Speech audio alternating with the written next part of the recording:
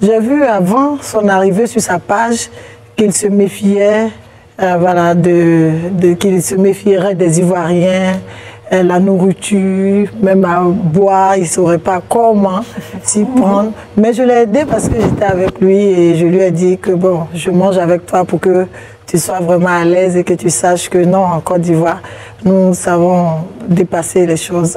Vous avez peut-être suivi les derniers événements qui se sont passés à la CEDEAO lors de son dernier Parlement. Si vous avez manqué cet épisode jouissif, voici un bref rappel de ce qu'il en était. Vous devez contrôler ce que vous avez à dire. Vous devez contrôler. Vous ne pouvez pas vous adresser au chef d'État. Ce ne sont pas vos amis. Vous ne pouvez pas vous adresser au chef d'État n'importe comment. Je ne suis pas d'accord. Je ne suis pas d'accord. Une vive altercation a secoué le Parlement de la CEDEAO le samedi 20 juillet 2024, marqué par des échanges houleux entre députés de la sous-région. L'incident s'est produit après que la députée ivoirienne, Adjaratou Traoré, a réagi vivement aux critiques du député sénégalais, Guy Marius Sagna, qui accusait les chefs d'État ouest-africains de contribuer à l'appauvrissement de la région. Depuis lors, l'eau a coulé sous les ponts. Et visiblement les deux députés se sont réconciliés. Dans cette vidéo, Adjaratou explique comment s'est fait la réconciliation. Bon visionnage. La Côte d'Ivoire est un pays de paix, de réconciliation et puis de pardon. On a reçu le député Sagna, qui était pour une raison précise à Abidjan. On a appris que vous avez reçu et logé la délégation sénégalaise. Et on a vu des images sur les réseaux sociaux avec une belle prise, avec le député Sagna. Alors, à quelle occasion? Comment ça s'est préparé? En fait, je pense que c'est dans le cadre des réunions délocalisées du Parlement de la CEDEAO. Il faut dire qu'au niveau du Parlement, nous avons plusieurs rencontres. Nous avons les sessions ordinaires à Abuja. Nous avons 2 sessions extraordinaires que nous organisons dans les pays, des différents pays membres. Et nous avons aussi les réunions délocalisées. Et donc, c'est dans le cadre des réunions délocalisées qu'il est arrivé à Abidjan, mais bien entendu, tous les autres députés. Voilà, parce qu'il y avait 3 commissions qui se réunissaient. Voilà, dont lui, sa commission, voilà, il est venu avec la délégation sénégalaise. Vous pouvez voir sur la photo Baba Sall, qui est le vice-président, le premier vice-président de l'Assemblée nationale du Sénégal, qui était là. Donc nous avons reçu 60 parlementaires venus des 12 pays, voilà, de la CEDEAO, compte tenu du fait qu'il y a 3 qui, pour le moment, sont, je ne dirais pas retirés, parce qu'il faut observer 1 an, voilà, avant que le retrait soit définitif. La grande question, c'est comment se sont passées les retrouvailles entre le député Sagna et vous? Mais je pense que, comme tous les députés d'ailleurs, nous avons accueilli toutes les délégations. On parle principalement de lui. Voilà. Vous savez pourquoi nous parlons principalement, honorable, du député? La délégation sénégalaise, ils ont été tous bien reçus, chaleureusement, fraternellement. Voilà, notre tradition à Kwaba, vous savez comment les Ivoiriens sont hospitaliers. Et je pense qu'ils sont tous contents.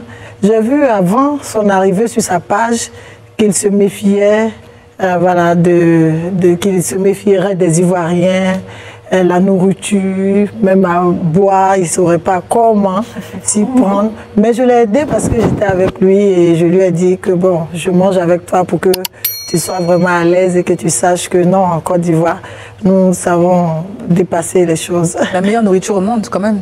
Non, je veux dire qu'on a la meilleure nourriture au monde, quand même. Il faut le reconnaître.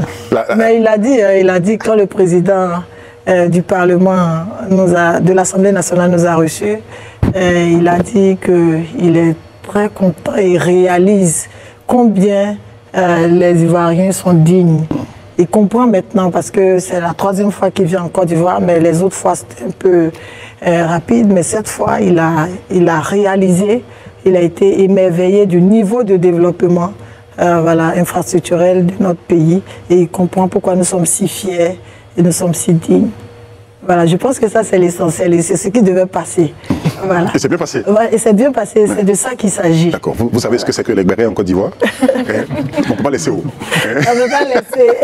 Il y a un antécédent, donc. En plus du député Sagna, tous les députés, tous les parlementaires venus des autres pays ont constaté le niveau de développement de la Côte d'Ivoire. Et ça, vraiment, en tant qu'Ivoiriens, nous sommes vraiment très fiers. Très bien. Voilà. D'accord. Honorable, le député Sana a parlé du fait qu'il souhaiterait en tout cas que les élections soient directement faites par les peuples pour ce qui concerne en tout cas les députés de votre Parlement. Qu'en pensez-vous? Oui, en fait, ça c'est un processus qui est déjà en cours. Hein. Depuis la législature passée... Vous êtes pour hein? Oui, bien entendu. Oui. Depuis la législature passée, nous avons engagé le processus de l'élection des députés représentant la communauté. À partir de quand? Et ça, c'est un lobbying et c'est un processus en cours. Et comme je disais la dernière fois, c'est toujours les chefs d'État qui décideront de ce fait-là, qu'ils acceptent que nous puissions être élus au suffrage universel direct. D'accord. Madame la députée, je voudrais savoir quel était l'ordre du jour de la rencontre. Ok, c'est une réunion délocalisée technique portant sur l'élaboration et le suivi du budget de la communauté. Voilà, donc nous avons reçu des experts de la commission.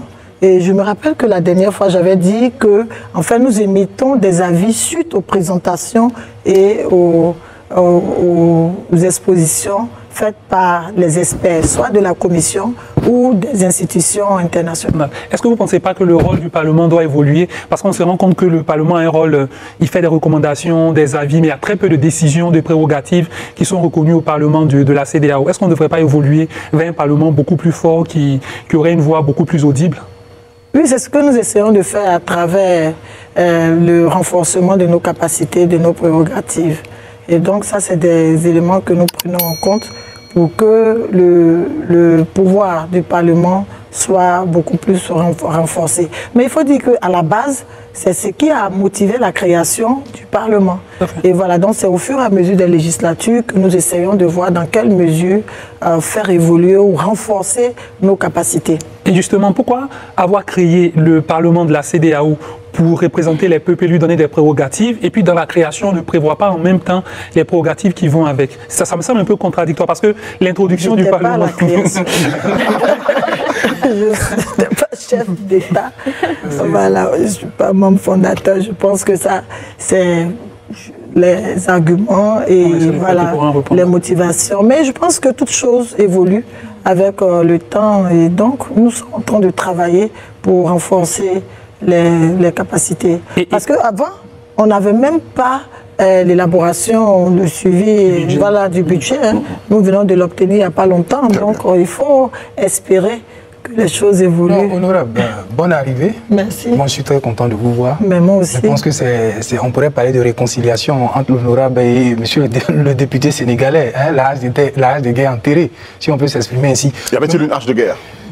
Bon, ça c'est la question. Ça c'est la presse. C'est une mise au point. C'est une mise au point. Voilà, merci. Que nul n'en ignore. C'est clair. Honorable, moi ce que je voudrais savoir, est-ce qu'au niveau des réformes déjà, ce que vous envisagez faire, et comme vous êtes une ancienne aujourd'hui du Parlement africain, de toutes les recommandations que vous avez eu à faire, est-ce qu'il y a eu des recommandations qui ont eu en fait, qui ont été effectuées au niveau des gouvernants? Oui, bien entendu. On peut en citer quelques-unes. Parce que souvent, je disais qu'il y a souvent des difficultés dans la libre circulation des personnes et des biens dans les pays membres. Il ne faut pas croire. Aujourd'hui, nous avons même sur la table les difficultés entre le Niger et le Bénin. Voilà. Et il y a quelques années aussi entre le Nigeria et le Bénin. Voilà. Donc, c'est autant de situations, d'obstacles que nous rencontrons et que nous travaillons pour lever toutes ces obstacles. Est-ce que le Sénégal est une prochaine destination pour une réunion technique où ce serait le retour de l'honorable pour aller au pays du député, ça, si je peux m'exprimer ainsi? En fait, il faut savoir que tous les pays membres reçoivent les réunions délocalisées. Ça permet aux députés de se rapprocher des différents peuples pour chaque pays. Et avant de venir ici, on était à Accra, au Ghana, à Winneba. Voilà, ils ont choisi de nous recevoir dans une ville à l'intérieur du Ghana.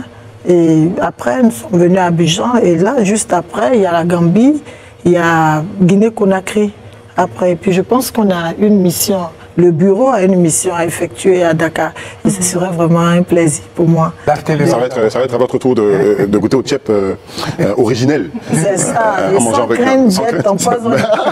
On va vous accompagner. Mes collègues sont allés beaucoup sur le plan politique, c'est vrai, mais moi je reste encore sur l'affairage de votre rencontre. Hein.